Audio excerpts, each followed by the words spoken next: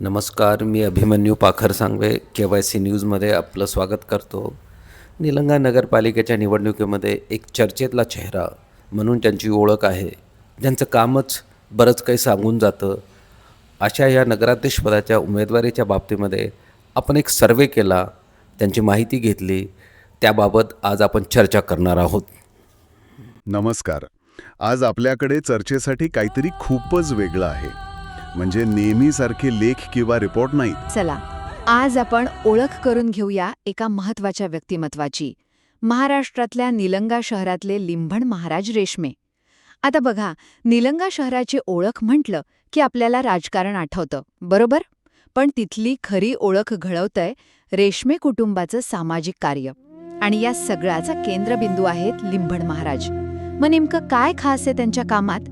चला, 3 गोष्टींमधून समजून घेऊया. तर पहिली गोष्ट म्हणजे त्यांचं काम ना कुठल्या जात, धर्म किंवा पंथाच्या चौकटीत अडकत नाही. एकदम सगळ्यांसाठी.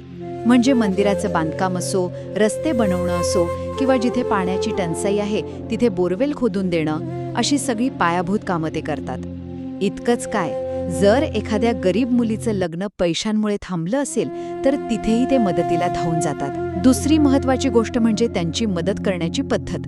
ती एकदम थेट आहे, वैयक्तिक आहे. त्यामुळे लोकांमध्ये एकच विश्वास आहे, रेशमे यांच्या दारात जा, मदत मिळणारच. यामध्ये मोफत वैद्यकीय उपचारांपासून ते गॅस सिलेंडर वाटपापर्यंत सगळंच आलं. आणि तिसरी आणि सगळ्यात महत्त्वाची गोष्ट म्हणजे त्यांची नेतृत्व करण्याची पद्धत. ते कधी आदेश देत नाहीत, तर स्वतः कृतीतून प्रेरणा देतात. त्यांची मदत म्हणजे फक्त पैसा नाही, तर तो एक विश्वासाचा हात मानला जातो.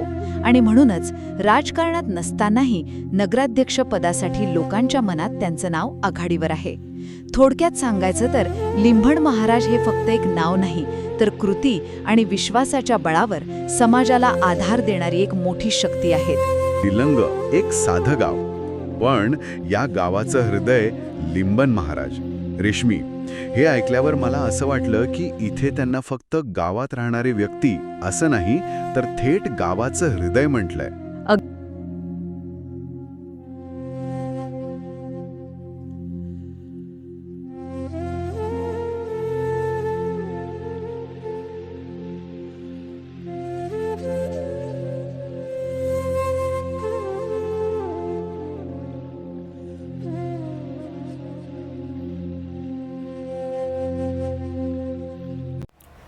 सर्वांना जय महाराष्ट्र.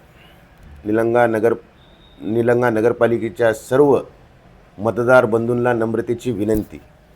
मी अविनाश लिंबनप्पा रेशमे, लिंबन महाराज रेशमे यांचा मुलगा, आपल्याला नम्रतेची विनंती करतो.